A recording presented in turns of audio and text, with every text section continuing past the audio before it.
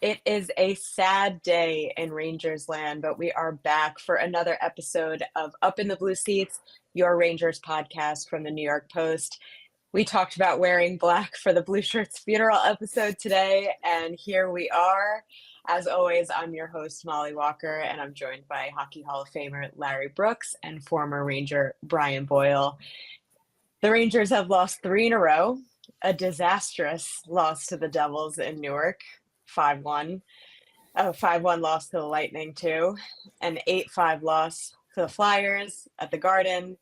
And that pushes them to the brink of elimination as they head to Long Island to play the Islanders tonight.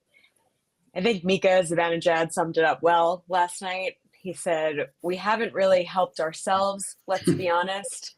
We haven't really helped ourselves over the last couple of weeks.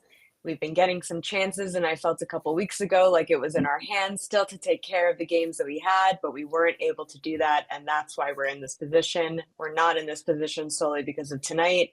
It stings. It's frustrating."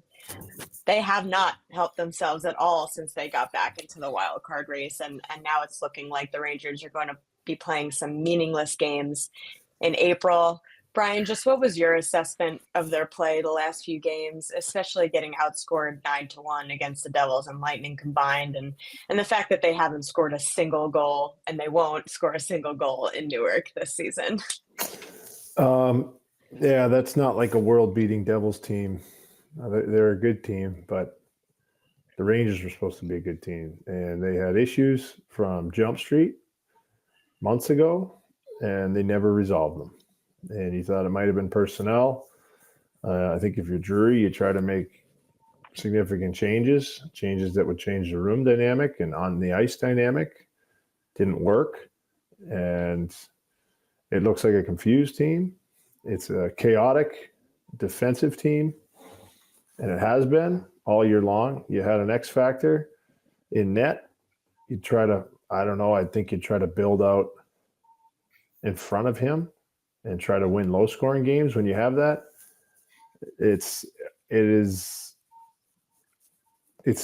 frustrating to see, I think, the options that could have fixed things 3 months ago not happen. And it's simple as stopping in the D zone and making some more body contact. It's just too much chaos in the D zone. They don't understand what the important things are. And then when you have the puck, go north with it. And they just were too stubborn with it most of the year.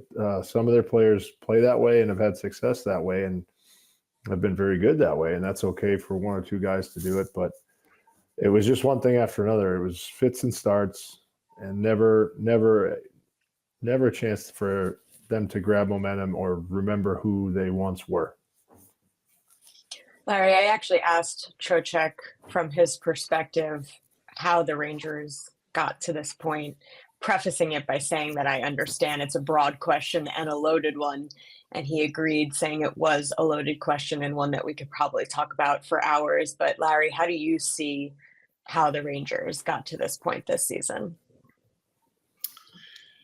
I think it's easy to identify how they got to December. All the off-season stuff, the victimization, the food fight stuff that was going on. It was, I think that's clear to me that it was a disconnected team for obvious reasons. What's not quite clear to me is why after they regained their equilibrium and had gotten themselves back into it by the end of January, they lost that game to Colorado. Remember, they were at 7-0-3. They were on there was their best stretch of the year. They actually were believing in themselves a little bit. They had a little bit of swagger in them, and they played that game against Colorado. And remember, they lost in the last 20 seconds, 30 seconds of regulation because the guy was coming out of the box. And after that game, it's kind of like their spell broke, and they were just winning one, losing one in overtime, winning one. They've never won 3 in a row since the middle of November. And I think over the last 3 weeks, there was no investment in the race at all. There was none. It was like they had to play these games. And I wrote this a couple of weeks ago when they lost to Calgary. I think I said this on the podcast right after that. It's like they're not interested. They're not interested in the playoff race. Everyone else was more interested in the playoff race than they were. There was just games they had to play. It finally took Montreal, time, but Montreal finally grabbed it. They're the team that actually grabbed it. And the Rangers just, to me, had no investment in finishing in 8th place. I think they subconsciously, maybe, I don't think they talk about it, but I think subconsciously they looked at it and said, we're not winning anything this year. This is too hard. Let's go home. Let's go home. And I think that's been the underlying message. We want to go home, and they're going to be going home. And I'm not sure how many of them are coming back next year either. This was a soul-sucking season. Honestly, this is not just a bad year. This was one that really has tested everybody. I'm tangentially involved with the organization. It's been hard for everyone. Larry's like, me included. Me included. Brian, what is it like to play meaningless games in April after things like this? I have no idea. No, I don't know. I was a young player, and when I got to LA, it was not meaningless for me at all. And then I came to the Rangers, and we lost game 82 in a shootout to a team that went to the Cup, the Cup Finals. And geez, we didn't have a wagon. We didn't have a number of guys playing internationally quite then. We might have had one or two. We had a goalie and a sniper. We had some good young D, but I don't know. I played 11 years in a row in the playoffs. So that's a pretty great stretch. I was lucky on not the norm. Yeah, so I don't. But it would never. We'd go through tough stretches where we weren't like wire to wire a playoff team. We went and had to fight and claw in some of those seasons, and there were a lot of honest conversations amongst the group. Look, I'm not in that room. I don't know what's being said. There's a lot of experience in that room, but there's a lot of disconnect. So. Yeah, Larry, you're going to see new faces wearing the uniform, and you're going to probably see new faces a lot of other places in the organization, because that, from, again, the expectations and what was thought to be a really, really good hockey club, when it crashes and burns like it does, like that, that's when you see changes in a big market with an owner that expects playoff gates. Well, and especially when they repeat the pattern. It's the same pattern. Yeah. Right? I mean, and that's why the season for me was so frustrating. I mean, you could see it coming. Yeah. And it was kind of like, oh, this is a shock, but no, it's not. It's not, because it's what they do. Year 2, you're saying? What this group does. And maybe that's unfair. They did go to the conference finals 2 out of the last 3 years. But this season has cast such a pall, I think, on everyone's reputation who has been involved with this endeavor, because there's something been off. It's just off. It's not like they're competing and they're leaving everything on the ice every game. They're not. They're not. And it's what worse can you say about a team when you think that they're not giving 100% effort? I mean, that's the requirement, right? I mean, just go out and do your best. That's it. That's what you tell a 6-year-old who's going to tryouts. Do your best. Do your best. Does anyone think the Rangers have done their best? Funny, I got a funny story. So I go on the ice with the kids, right? And you made me think of it, Larry. They're playing. It's a light group, so they're playing 2-on-2, full ice. There's no breaks. They're all getting tired. So the last 15 minutes, I'm like, all right, you four against me, and I'm wearing gloves and skates and a stick. All right, that's it. That's all I'm wearing. And the first 3-4 minutes, I have the puck and they can't get it from me, and they're all talking nonsense. And I coach these kids. It's my 9-year-old, a few of his buddies, and there's a goalie in the net. I said, I'll play without a goalie. You guys try and beat me. And I got out to a lead. And Larry, my shins were bleeding. They had enough losing, and they start chopping my shins and trying to run me over. And I have to not hurt them. And the dads are having a time. They're laughing. And this was 2.5 weeks ago. My shins are still there's one bruise that's still there. But the point is, do whatever you can to not lose the game. And sometimes you have to get out of character. And you don't want to throw this word around, and I don't throw it around lightly, but there were a lot of times that was a soft hockey team. And I hate saying that. I have buddies and on that team still. I love that organization, and they've given me so much, but that's what I saw. I feel like it's the worst possible ending for this core that has been together for as long as they have. It is such a sad way for them to go out. Yeah. It's interesting because I was thinking about it. Maybe I'll write about it. But the way this is ending has a much worse taste than it ended in 17-18. I think in 17-18, there was a respected group. You just recognized that they just hadn't quite done it, but they had already made a couple of changes. I mean, they'd already traded Brass. They'd already traded Step. Boyle, Hagelin moved on. So, I mean, the group changed. But at the end of it, everybody, you were on the other end, obviously, but the 2015 loss to Tampa was disappointing, but people respected that group as much at the end as they did while the run was going on.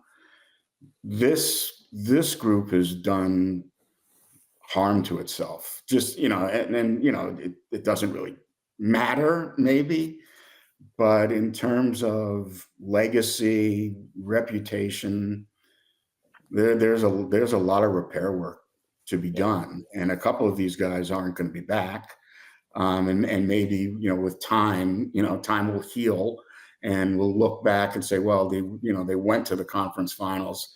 These guys went to the conference finals twice in 3 years.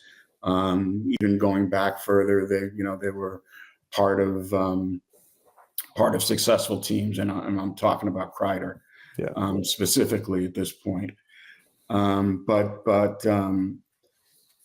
this is really and no one gets joy out of this, and I certainly don't. But this is evolved into an extremely unpopular team, and there have been some Ranger teams that I've covered have been that way a lot from 97, 98 to the 03, 04. But it really, I think it was just the investment that the group just didn't seem to ever have in this season. Really, a tough one. I mean, and I feel for people who spend a lot of money and invest a lot of emotions, but there's a lot of money too that goes with it. So it's just been a bad season, and hopefully it's the off season is a time for cleansing a little bit. Yeah, that's the thing. I feel like this is the type of season you want to burn and not take anything from. Am I correct in saying that, Brian? Yeah, from a fan's perspective, for sure, and for a number of guys, let's not talk about it, but you get young guys that hopefully realize just how, catastrophic a fall this was, and realize, okay, we got to do anything in our power to not let that happen again, while also saying, you're going to keep playing, especially the younger players, the Coolies, even Berard, these guys that are coming up, Schneider, and realize that there's a way out of it while you're in the middle of it. There's a way to kind of right the ship. And it starts in the room. The coaching staff has to be able to adapt as well. It's not when it goes poorly, the next time it goes poorly, because it will. It's a hard league. You can get yourself out of it, and you got to do some different things. And I think there's a number of guys in it. So the worry is, how is this going to affect them longer term? But hopefully it doesn't. It's not these. How bad do you want to win? These younger kids, how much you're going to have to take some ownership of it. And if those guys are back, which I would assume, I would want them to be back, because I think they have a higher ceiling. How bad do you want to win? What are you willing to do to change things when it goes this bad? And are you willing to take on a leadership role? Because that torch is going to be passed as well. Definitely. On the personnel side of things, Laviolette opted to scratch Gabe Perreault against the Flyers. And this was after he moved both Perreault and Brennan Othmann from the top 6 to the bottom 6.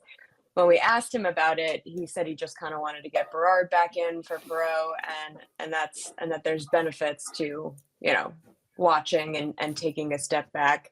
Brian, what do you think? Do you think it's more important for him to be playing at this stage, or is there benefit to him watching a few games as well during this time?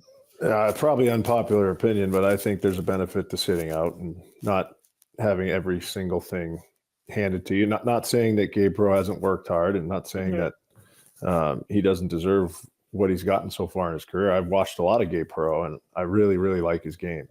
There's a number of reasons why you can sit up there, and if you're with a player development guy or an assistant coach, eye in the sky type, if you sit with him and maybe pick his brain, because I think that's what they should be doing now. I don't think that whoever's upstairs talking down needs to necessarily worry about the X's and O's of what's happening right then in that moment. Maybe teaching him would be huge, but also what not to do, what we're not going to accept anymore, what is not okay, and what is not winning hockey. And it's a hard league, and it's a lot in a short amount of time for him. There's a lot of change. So it's not the end of the world. People made a pretty big deal of it. And I get reps are reps, and live reps in games you can't replicate them, but there's different ways you can make things happen and make it better. Yeah. But Larry, when you think about how he burned 1 year of his entry-level contract, how do you think the Rangers should be handling? Well, I don't think it matters whether he plays 7 games, 8 games. The first year of the entry level is just the price of doing business with a marquee first rounder. He wanted to come out. He wanted to fulfill the first year now.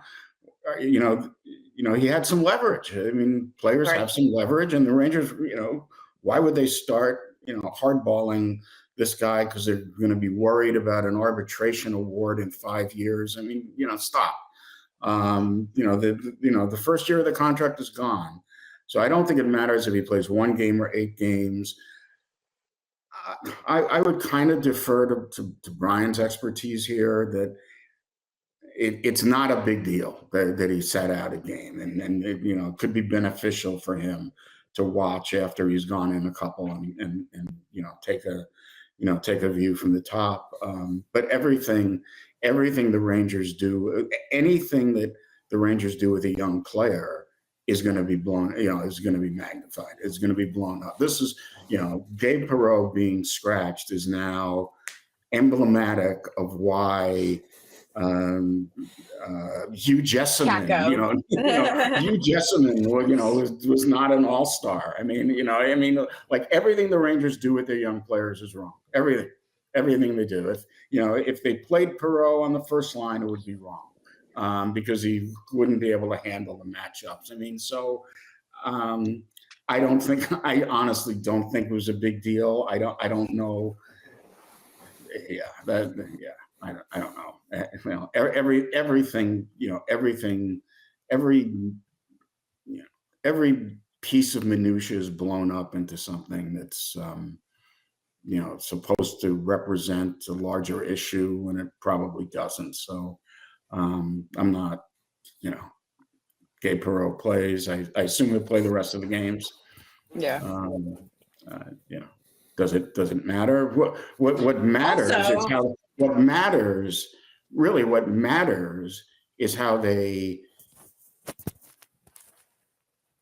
development goes forward beginning next year. It's not now whether he plays. It's like, is he going to be ready for the NHL next year? And there shouldn't be any pressure to shove him in to the league because he's a first rounder who came out of BC early. If he's not ready, then he needs to play in Hartford, and that's the issue, not whether he played against the Flyers in a game that was meaningless, borderline meaningless. Really just meaningless. It's whether where's he going to be next year? Really playing 9 minutes against the Flyers last night, was that going to prepare him better for an NHL career? I don't know. Also, it was to bring in a guy like Berard, who is more than deserving. He has been great for them in the times that he's played. So he hadn't played in a bit, and I believe that Laviolette wanted to get him back in. So yeah, we will see where that goes. But just as a new BC Eagle comes in, it's looking more and more every day like another BC Eagle, Chris Kreider, is on his way out. Larry, you've covered all of Chris's tenure in New York. How do you see how this marriage is suddenly ending in kind of a messy divorce? Yeah, it's been sad. I think these should be the days of celebrating Kreider going into the playoffs again. What's he going to do this time? It's just petered out. I don't know. I understand the early season dynamics, but we were in January and there's just been nothing. I don't know. Honestly, it's melancholy for me watching him play. There's just been a mutual alienation of affection. I don't know why. Maybe in 12 years Kreider will explain it, because he's not he's not a soul-bearing person. So I don't know, but it's clear that he needs a fresh start. Again, it's been disappointing when you think back, just about a year ago, how he willed them to Game 6. Willed them to Game 6 victory in Carolina, and now less than a year later, it's like, that was the high point of his career, individually, probably. And this is now the low point of his career, like a year later. So it's been disappointing. Personally, I'm sure, Ranger fans are looking at it saying, what's this? It's just been a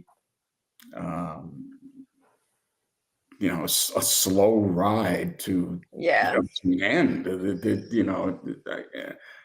It's unfortunate. I'll just remember him in his front lawn picking up the hats. Right. That's a good lasting memory.